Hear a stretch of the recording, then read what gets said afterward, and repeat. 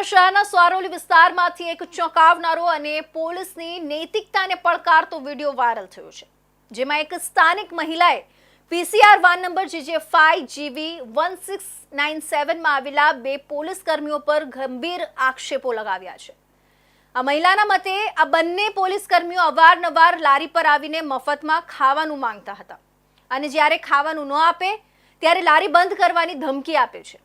મહિલાએ આખી ઘટના પોતાના મોબાઈલમાં રેકોર્ડ કરી છે, જે હવે સોશિયલ મીડિયા પર વાયરલ થઈ રહ્યું છે।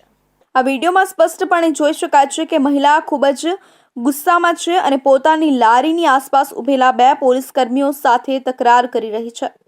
મહિલા પોલીસ કર્મીઓને સ્પષ્ટ ભાષામાં કહે છે કે તમે દરરોજ અહીં મફતમાં ખાવા માટે આવો છો। તમને ખાવા માટે સરકાર પૈસા આપે છે કે પછી આવી લારીઓ પરથી મફતમાં ખાવાનું લેવાનો અધિકાર આપે છે? જો ખાવાનું નહીં આપું તો ધમકી આપો છો કે લારી બંધ કરી દઈશું, તો પછી આખા વિસ્તારમાં જેમ લારીઓ છે બધાને જ બંધ કરાવો।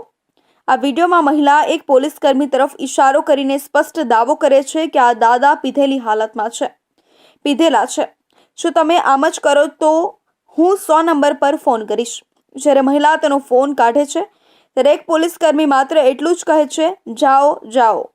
મહિલા ત્યારબાદ ગુસ્સાથી કહે છે કે તમે મને ધમકી આપી રહ્યા છો કે ખાવાનું નહીં આપું તો જોઈ લઈશ। આ કેવી પોલીસ છે? હું મહેનત કરીને કમાઉં છું, કોઈની ભિક્ષા માંગતી નથી। આ સોશિયલ મીડિયા પર વાયરલ થતાં સારોલી પોલીસ સ્ટેશનના ઇન્સ્પેક્ટર SR વેકરિયાએ તાત્કાલિક નિવેદન આપ્યું કે તેઓએ જણાવ્યું હતું કે હાલ જે વિડીયો વાયરલ થયો છે તે સારોલી વિસ્તારનો છે। એમાં હકીકત શું છે તે અંગેની તપાસ કરવામાં આવશે। હાલમાં વધુ વિગતો અમારી પાસે નથી, પરંતુ વિડીયો જોવા મળ્યા બાદ તપાસ શરૂ કરવામાં આવી છે।